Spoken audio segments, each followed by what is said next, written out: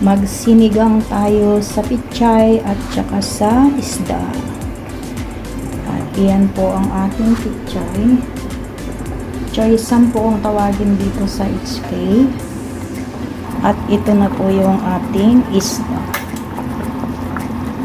Ayan. Sarap-sarap din po. Alinagay ko lang po is luya, kamatis, at saka patis.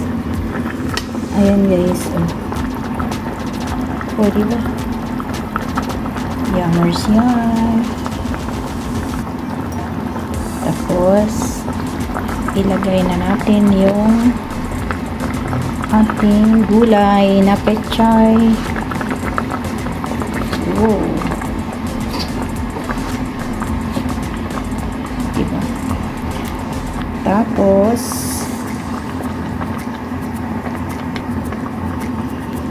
ating ihalo-halo. Hindi. Dahan-dahan lang para hindi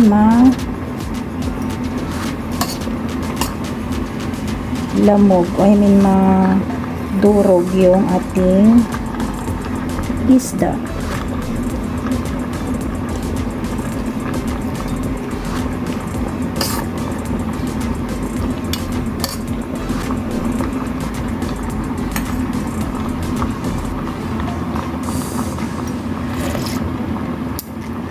Naku, para akong nasa Bantay.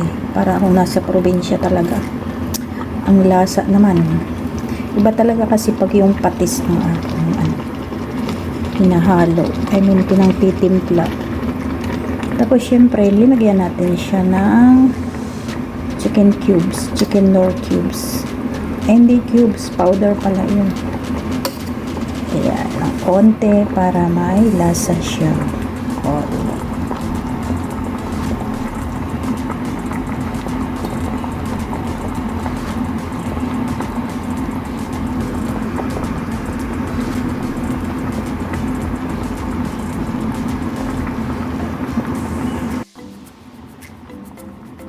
ayan guys, luto na po ang ating gulay. Ayoko po siyang masyadong overcook. So, pwede nang magsandok at kakain na. Ayan na po ang ating lagayan. Mabilis lang po maluto ang sinigang. So, ito na po siya. Ayan na lang natin dito.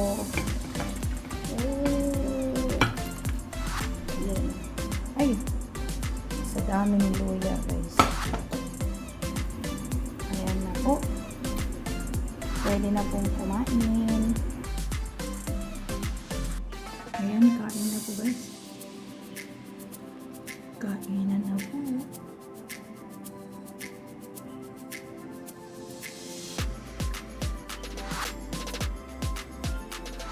Tigis na po kaming hiwa. Hinati ko po yung kay alaga yung kalahati, akin naman doon sa bandang ulo, agoy. Lamig kaayo, mga tayon, karuba. Mga tayon mo talaga.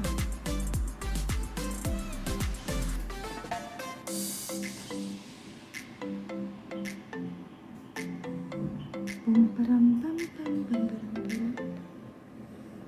pam param pam pam. Simpleng luto, simpleng pagkain. Ayan na, arat na, kakain na.